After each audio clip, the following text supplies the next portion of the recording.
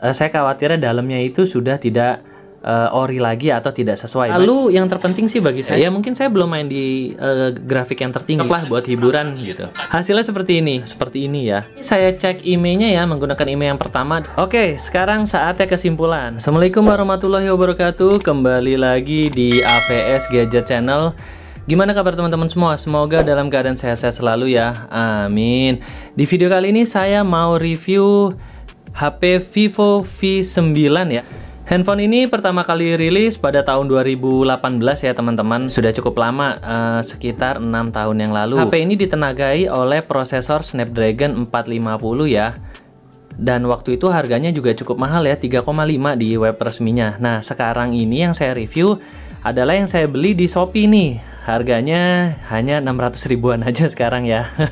Ya tentunya ini non resmi ya, karena setahu saya sudah nggak ada barunya. Kapasitas RAM-nya itu 4GB dan memori internalnya 64. Nah, saya jadi penasaran. Kita cek yuk apakah memang benar prosesornya Snapdragon serta memorinya 464. Serta di tahun 2024 ini bisa apa HP-nya? Dari segi bentuknya, Vivo V9 ini menganut ala-ala iPhone ya. Jidatnya yang cukup lebar di bagian depan. Lalu untuk tipe pengecasannya ini memang masih micro USB ya. Maklum tahun 2018. Nah, di sini ada speaker satu, jack 3,5.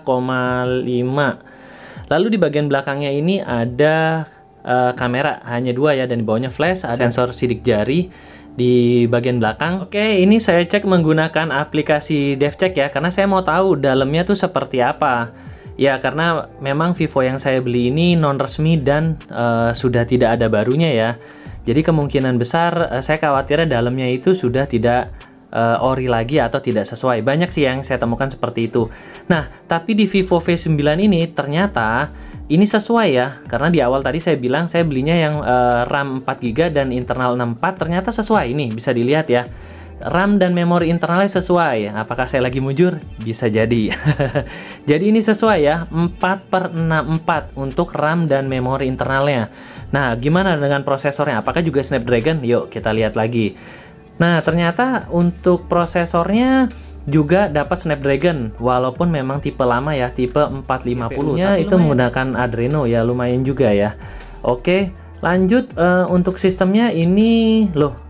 Sistemnya malah terbaca Vivo Y85A. Ya itulah ya, terkadang kendala handphone yang non resmi ini ya, kalau saya bilang, walaupun banyak yang bilang ada yang bilang KW lah, refurbish atau super copy ya, itu terserah ya. Tapi saya menamakannya inilah HP non resmi gitu ya. Nah, ini kadang nggak sesuai nih apa yang didesain sama apa yang di dalam perangkatnya gitu ya. Jadi kadang-kadang nggak match gitu. Nah, lalu selanjutnya ini berjalan di Android Oreo 8.1 ya. Oke, lanjut. Nah, untuk baterainya berapa? Untuk baterainya nih di 3900 mAh. Ya agak kecil ya. Kalau sekarang kan rata-rata di 5000-an, tapi is oke ya. Lalu jaringan saya menggunakan WiFi ya. Ini normal-normal dan aman saja. Oke. Saya juga udah coba pakai SIM card, itu juga nggak ada masalah sih ya. Oke, lanjut aplikasi saya udah install ya, game-game dan DevCheck ya, nanti kita tes. Belakangnya itu 13 megapiksel dan kamera depannya adalah 15,9 megapiksel. Sensor ini udah lengkap ya, ada semua kecuali NFC. Ini belum bisa NFC ya, jadi belum bisa tap pakai tap e-tol ya. Oke. Untuk main Mobile Legends ini aman-aman aja ya. Gerakannya juga smooth. Lalu yang terpenting sih bagi saya nggak panas HP-nya, karena ada beberapa tipe itu yang saya coba bagian belakang sininya agak anget ya, walaupun ini baru mode pertama kali gitu ya. Dan ini sih anteng-anteng, adem-adem aja gitu ya, nggak ada masalah. Dan menurut saya sih nggak nge-freeze ya atau ada drop frame ya. Gerakannya smooth, suaranya juga cukup kenceng walaupun masih pakai bahasa Inggris ya. Nanti mungkin bisa disetting. Nah, ini oke ya, tuh nggak nge-lag ya, aman ya untuk main Mobile Legends ya. Saya tes ya untuk main Free Fire.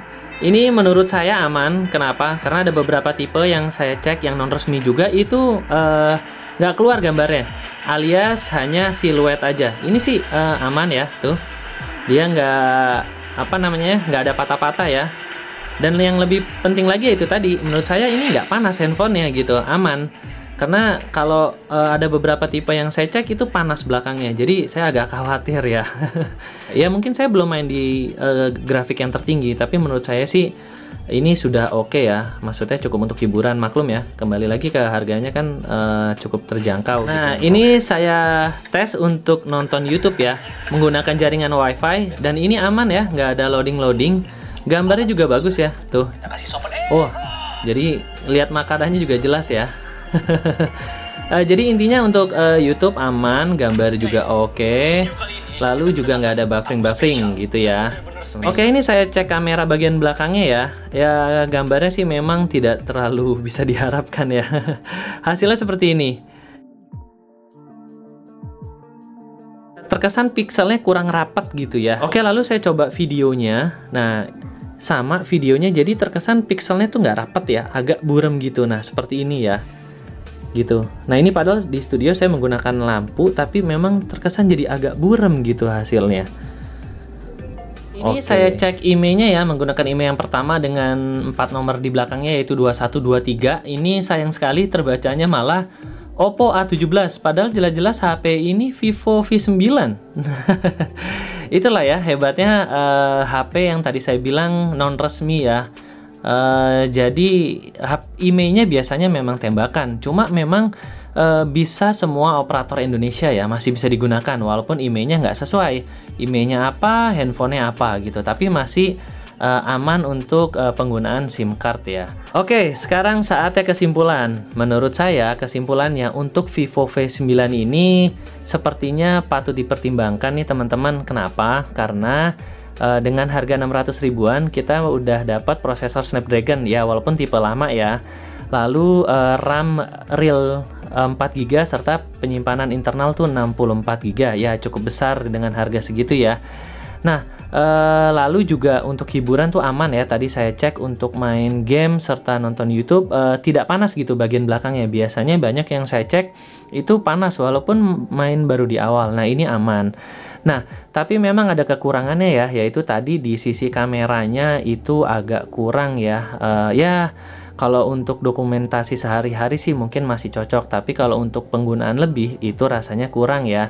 Nah, oh iya satu lagi juga tadi ya, IMEI-nya itu memang nggak sesuai atau IMEI tembakan lah bahasanya, tapi aman ya, bisa semua operator Indonesia seperti itu. Dan untuk WiFi juga oke ya, nggak ada masalah. Tadi nonton YouTube juga aman-aman saja. Nah, tipe chargernya memang masih micro USB, tapi nggak apa-apa, masih banyak kok aksesorisnya untuk yang tipe micro USB, karena kan yang sekarang udah kebanyakan Type C ya. Dan untuk baterainya juga lumayan ya, di 3900 mAh dan itu real ya, walaupun memang sekarang kebanyakan di 5000. Nah, kembali lagi keputusan ada di teman-teman ya, dan sesuaikan dengan budget teman-teman semua.